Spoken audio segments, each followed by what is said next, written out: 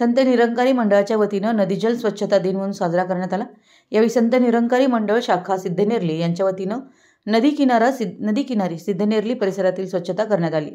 संत निरंकारी मंडळाचे काही सेवादल महात्मा व सेवादल बहिणजी हे नदीच्या पलीकडे बामणी गावच्या हद्दीत स्वच्छता करत असताना त्यांना सकाळी 8च्या सुमारास दाट धुक्यामध्ये रस्त्याच्या बाजूला अत्यवस्थ स्थितीत एक महिला आढळून आली। यावेळी तिथे स्वच्छता करत असलेल्या सेवादल महात्मा व बहिणजी यांनी त्या महिलेस वैकुंठभूमी नदी किनारा सिद्धनेरली इथं आणलं व गरम पाण्याने आंघोळ घालून तिला नवीन साडी नेसवली। नाव विचारलं असता तिनं आपलं नाव शारदा अप्पासाहेब पाटील राहणार माकवे तालुका कागल असल्याचं सांगितलं। माकवे गावचे पोलीस पाटील यांच्यामार्फत अप्पासाहेब सकाराम पाटील यांना निरोप देऊन सिद्धनेरली येथे बोलावून घेतलं।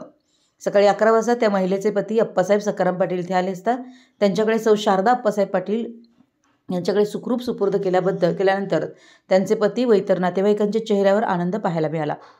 या संत निरंकारी मंडळाच्या कार्याचं सर्वत्र कौतुक होतंय। यावेळी नातेवाईकांकडे सौ शारदा अप्पासाहेब पाटील यांच्याकडे सुपूर्द करताना संत निरंकारी मंडळाचे सेवादल बहिणजी सौ सुनीता मगदूम, भारती डोंगळे, सविता बन्ने, रुपाली मोरबाळे कागल, ज्योती खिरुगडे शेंडूर, संपदा सुतार नागाव, वैशाली घराळ, मनीषा हजारे, सविता हजारे, अनिता बंके, सेवादल महात्मा परागजी डोंगळे, सिद्धू हजारे, संत निरंकारी मंडळाचे प्रमुख शिवाजी डोंगळे, कौतुक बंके, दिलीप पाटील, श्रीकांत मगदूम, गावचे पोलीस पाटील उद्धव पोद्दार, निसर्ग पर्यावरण संघटनेचे मधुकर येवलुजे व इतर सेवादल उपस्थित होते।